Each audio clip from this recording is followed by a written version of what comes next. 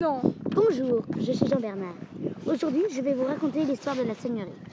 Un seigneur est un titre honorifique donné aux grands personnages. Maître dans le système des relations féodales, le seigneur a beaucoup de pouvoir sur les paysans. L'organisation d'une seigneurie est un ensemble de terres comprenant des champs, des prés, des vignes, des bois et des landes exploitées sous la direction et dans l'intérêt d'un seigneur. Le sol de la seigneurie se divise en deux parties. La réserve, qui sont les terres que le seigneur garde pour lui-même, qu'il fait cultiver par des serfs, et d'autres sont soumis à la corvée. Et des tenures, terres que le seigneur loue aux paysans en échange de redevances et de corvées. Le 24 juin, à la Saint-Jean, les paysans doivent faucher les prés du seigneur et doivent nettoyer les fossés du château. Sur la seigneurie, on trouve un château où vit le seigneur.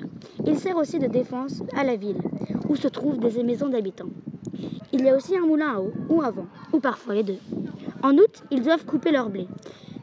Ils ne l'engrangent qu'après que le seigneur a prélevé sa part. Au Moyen-Âge, un vilain était un paysan libre. À l'inverse, le serf est un paysan non libre, qui appartient à une seigneurie. En septembre, ils doivent un cochon. Le 9 octobre, les paysans doivent encore une corvée, labourer la terre du seigneur et semer. À Noël, ils doivent de nouveau à la corvée. Puis ils vont au moulin banal qui appartient au seigneur et le meunier prélèvera la farine pour payer le droit de cuisson de son pain. Banalité, la taxe.